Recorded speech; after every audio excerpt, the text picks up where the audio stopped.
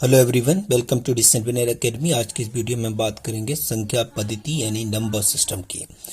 ये एक्सरसाइज, ये chapter exam के पॉइंट ऑफ व्यू से बहुत ही इंपॉर्टेंट है, चाहे वो कोई भी एग्जाम हो।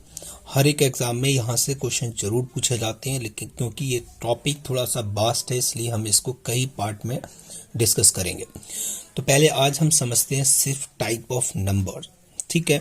तो इस वीडियो में सिर्फ हम डिस्कस करेंगे टाइप ऑफ नंबर। देखिए, सबसे पहले हम समझते हैं नंबर 1 क्या है, प्राकृतिक संख्याएं। तो प्राकृतिक संख्याएं क्या होती हैं उसको समझते हैं। प्राकृतिक संख्याएं, प्राकृतिक संख्याएं ऐसी संख्याएं होती हैं जो 1 से स्टार्ट हो, जिनको हम n से शो करते हैं। 1 से स्टार्ट हो और कहां तक चले, इन्फिनाइट तक, ठीक है। ये होते हैं आपके प्राकृतिक संख्याएं, 1 से स्टार्ट हो और इन्फिनाइट तक। अगर आपसे यहाँ पे पूछा जाए कि लार्जेस्ट प्राकृतिक संख्या आपको बताना है, तो कोई भी लार्जेस्ट प्राकृतिक संख्या नहीं होती है, क्योंकि अगर आप लार्जेस्ट देखेंगे तो उसमें एक और ऐड करके फिर आपको उससे बड़ी संख्या मिल जाएगी। तो इसलिए लार्जेस्ट प्राकृतिक संख्याएं नहीं होंगी, उससे भी बड़ी संख्या आपको मिल जाएगी। दूसरा हमारे पास है पूर्ण संख्याएं। अगर आपसे पूछ ले कि पूर्ण संख्याएं क्या है, तो पूर्ण संख्याएं याद रखेंगे, लिखते इसको किससे हैं, W से, और शो इसको करते हैं 0 से। याद रखनी, यहाँ पर बस 0 ऐड हो जाता है, 0, 1, 2, 3 और ये भी इन्फिनाइट तक चलेगा, ठीक है। 0 यहाँ पर इंक्लूड हो जाएगा। जब भी होल नंबर की यानी कि पूर्ण संख्याओं की बात करेंगे तो हमको W से शो करना है और 0 ऐड हो जाना है। जब भी प्राकृतिक संख्याओं की बात करेंगे तो 1 से ऐड हो जाना है, ठीक है। उसके बाद हम चलते हैं थर्ड नंबर पे, पूर्णांक। पूर्णांक को इंग्लिश में बोलते हैं इंटीजर। तो देखिए, पूर्णांक को समझ लेते हैं। पूर्णांक को पहली चीज तो शो करेंगे I से, याद रखनी है I। और ये जो होता है पूर्णांक, वो निगेटिव, पॉजिटिव जो पूर्णांक होते हैं, यानी धन पूर्णांक और ऋण पूर्णांक, उनको प्लस कर देते हैं। जैसे मान लीजिए आपके यहाँ पर है -3, -2, -1, 0, 1, 2, 3। यहाँ से आप समझ ही पा रहे हैं, ये निगेटिव पूर्णांक यानी कि माइनस में जो वैल्यू है। 0 आप देख रहे हैं, यहाँ पर 0 भी इंक्लूड है और धन पूर्णांक में इंक्लूड है, तो यहाँ पर सब कुछ इसमें इंक्लूड हो जाएगा। अच्छा, पूर्णांक के साथ अगर यहीं पे आपसे पूछ ले धन पूर्णांक, धन से पता चल रहा है कि पॉजिटिव इंटीजर की बात कर रहा है। धन पूर्णांक, तो धन पूर्णांक में सिर्फ और सिर्फ प्लस वाली वैल्यू को शो करेंगे, यानी कि I प्लस को लेंगे तो 1, 2, 3, 4 10। अगर ऋण पूर्णांक की बात करें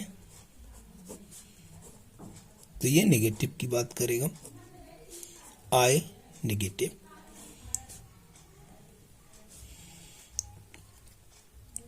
या ऐसे इसको कर सकते हो, -1, -2, -3, -4, कंफ्यूज नहीं हो गए, ठीक है। ये नेगेटिव होगा। उसके बाद हमारे पास आता है थर्ड के बाद फोर्थ, परिमेय संख्याएं। परिमेय संख्याएं क्या होती हैं समझ लेते हैं, क्योंकि परिमेय संख्याओं के काफी क्वेश्चन आते हैं और बच्चे कंफ्यूज रहते हैं कि परिमेय संख्याएं क्या होंगी। तो परिमेय संख्या याद रखनी है आपको, क्या होती हैं, ऐसी संख्याएं जिनको हम P/Q की फॉर्म में लिख दें।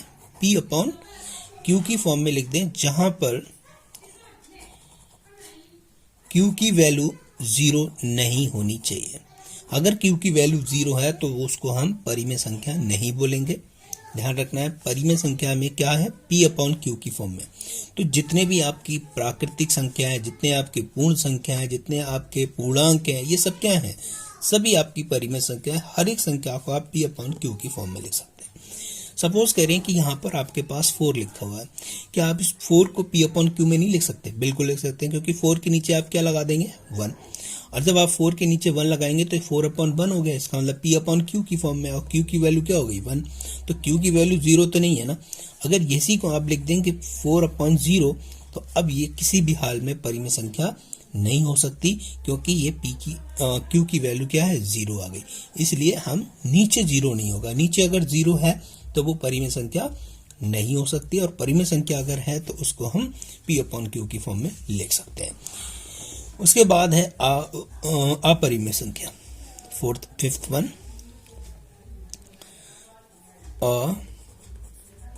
अपरिमेय संख्या। अपरिमेय संख्या याद रखनी, वैसे एक सिंगल लाइन में अगर हम इसको समझने की कोशिश करें कि जितने भी प्राइम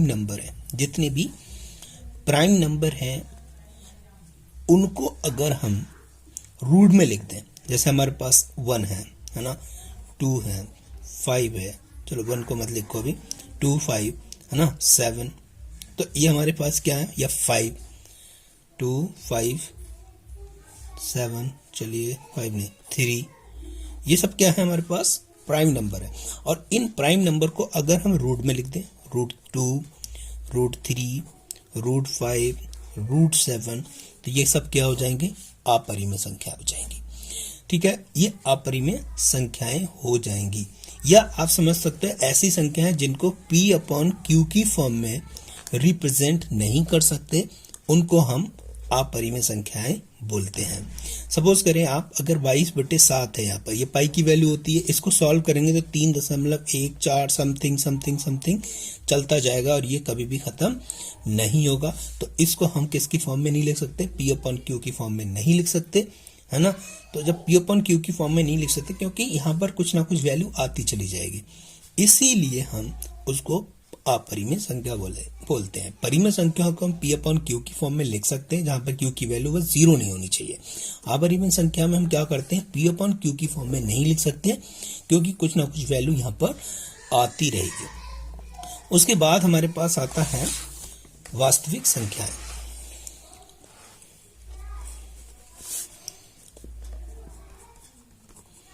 वास्तविक संख्याओं में हमें क्या करना है, जिनको हम रियल नंबर्स बोलते हैं।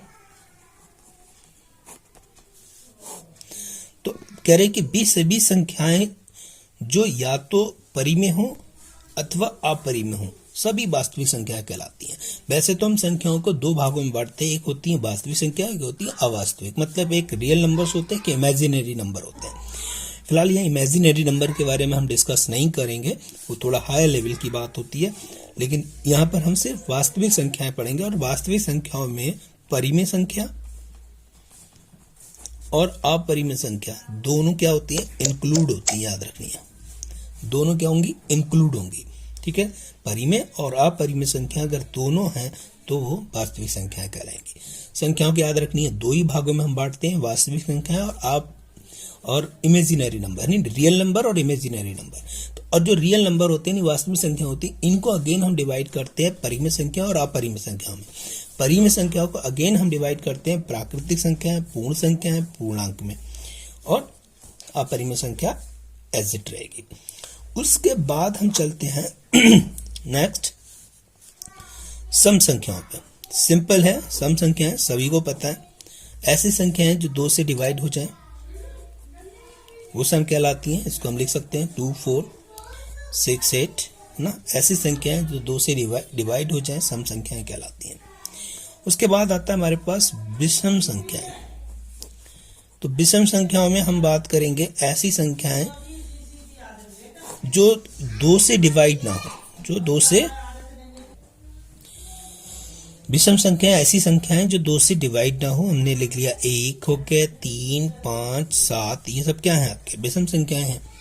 अच्छा, विषम संख्या में और अभाज्य संख्या में थोड़ा सा कंफ्यूजिंग रहता है स्टूडेंट को, तो देखिए अभाज्य संख्या पढ़ लेते हैं। यहाँ पर हम 11 ले सकते हैं, 13 ले सकते हैं, 15 ले सकते हैं। 15 यहाँ पर हमको पता है विषम संख्या है, बट 15 अभाज्य संख्या नहीं है। जैसे अगर हम बात करें अभाज्य की, तो अभाज्य संख्या हमारे पास क्या होगी, अभाज्य संख्या अगर हम बात करें तो अभाज्य संख्या हमारे पास है, देखिए जैसे 2, 3, 5, 7, 11। आपको पता है ये जो अभाज्य नंबर होते हैं, जो इनको हम प्राइम नंबर्स भी बोलते हैं इंग्लिश में, ये किसी की भी टेबल में नहीं आएगा और इसके दो ही फैक्टर होते हैं, एक 1 एंड इटसेल्फ। और यहाँ पर जो विषम संख्या होंगी वो ऐसी संख्या होंगी जो अभाज्य भी हो सकती हैं और ऑड भी हो सकती है। ठीक है, ध्यान रखना है, विषम और अभाज्य दोनों हो सकती है। जैसे 15 है, 50 हमको बताया कि अभाज्य नहीं है लेकिन विषम है। ठीक है, ये ध्यान रखनी है। उसके बाद अगर हम बात करें, भाज्य संख्या हो गई हमारे, विषम संख्या हो गई, सम संख्या हो गई, अभाज्य संख्या हो गई और भाज्य संख्या। देखिए, अगर भाज्य संख्या में हम जाएंगे तो ऐसी संख्या है जो किसी न किसी की टेबल में आ जाए, किसी न किसी की टेबल में आ जाए। कैसे? जैसे मान लीजिए हमारे पास 4 हो सकता है, 8 हो सकता है, 9 हो सकते हैं, 15 हो सकते हैं, 21 भी हो सकता है। ये 21 क्या है? हमारी विषम संख्या है लेकिन भाज्य है। 15 हमारी विषम संख्या है लेकिन भाज्य है। 9 हमारी विषम है लेकिन भाज्य है। ठीक है, इस तरीके से भी हम इसको समझ सकते हैं। तो ये रहा आपका नंबर्स का एक्सप्लेनेशन। फिर भी एक बार इसको फाइनली देख लेते हैं। प्राकृतिक संख्याएं क्या होंगी? ऐसी संख्याएं जिनको n से रिप्रेजेंट करेंगे और 1 से लेके इन्फिनाइट तक चलेगा। पूर्ण संख्याएं क्या होंगी? कह रहे हैं w से रिप्रेजेंट करेंगे और 0 से स्टार्ट होगा, यानी कि हर एक प्राकृतिक संख्या पूर्ण संख्या हो सकती है लेकिन हर एक पूर्ण संख्या प्राकृतिक संख्या नहीं होगी, क्योंकि यहाँ पर 0 है। अगर 0 यहाँ पर है तो 0 यहाँ नहीं है, इसलिए हम कह सकते हैं कि हर एक पूर्ण संख्या प्राकृतिक संख्या नहीं हो सकती। उसके बाद हमारे पास पूर्णांक है। पूर्णांक मीन्स i। अगर यहाँ पर i है तो आप देखेंगे i की वैल्यू हमने यहाँ पर नेगेटिव, पॉजिटिव और 0 तीनों इंक्लूड कर दिए। तो धन पूर्णांक हमको बताया प्लस से शो करेंगे 1, 2, 3, 4, 5। ऋण पूर्णांक -1, -2, -3, -4 हो गए। परिमेय संख्याएं अगर हम बात करें तो P/Q की फॉर्म में लिख सकते हैं, जहां पर Q की वैल्यू 0 नहीं होनी चाहिए। उसके बाद है अपरिमेय संख्याएं। अपरिमेय संख्या ऐसी संख्या होती हैं जिनको आप रूट में लिखते हैं। ठीक, जिनको आप रूट में लिखते हैं, लेकिन रूट में हर एक नंबर नहीं। मान ले अगर यहीं पे हमने रूट में 16 लिख दिया, तो अब ये 16 कहोगे अपरिमेय संख्या, ऐसा नहीं है, क्योंकि ये पूर्ण वर्ग संख्या है ना, ये 4 हो गए, तो अब ये नहीं हो सकती। ठीक है, तो ऐसे नंबर्स जो प्राइम नंबर्स हैं और जो रूट में है उनको हम अपरिमेय संख्या बोलेंगे। उसके बाद इसमें था हमारे पास वास्तविक संख्याएं। तो वास्तविक संख्या हमारी 2 तरीके की होंगी, जिसमें परिमेय और अपरिमेय संख्याएं दोनों इंक्लूड होती हैं। उसके बाद है हमारे पास सम संख्याएं। तो सम संख्या हमको पता है जो ऐसे नंबर्स जो 2 से डिवाइड हो जाए सम संख्याएं कहलाएंगी। विषम संख्याएं ऐसी संख्याएं जो 2 से डिवाइड ना हो सके, विषम संख्याएं कहलाएंगी। अब अभाज्य संख्या ऐसी संख्याएं होंगी 1 एंड इटसेल्फ। ठीक है, 2 ही फैक्टर होते हैं। याद रखने, अगर आपसे पूछ ली जाए कि अभाज्य संख्याओं के फैक्टर क्या होते हैं, तो ऑलवेज 2 फैक्टर होते हैं, ऑलवेज 2 फैक्टर। भाज्य संख्याएं क्या होंगी? ये देखिए विषम हो सकती हैं, इनके फैक्टर 2 से ज्यादा होंगे और ये दूसरे नंबर की टेबल में आते हैं, इसीलिए इनको हम भाज्य संख्या बोलते हैं। ठीक है, आज का ये वीडियो हम यहीं कंप्लीट करते हैं। नेक्स्ट वीडियो में हम डिस्कस करेंगे बाय टेस्ट ऑफ डिविजिबिलिटी, किस तरीके से हम चेक करें कि ये नंबर किससे डिवाइड है किससे नहीं है।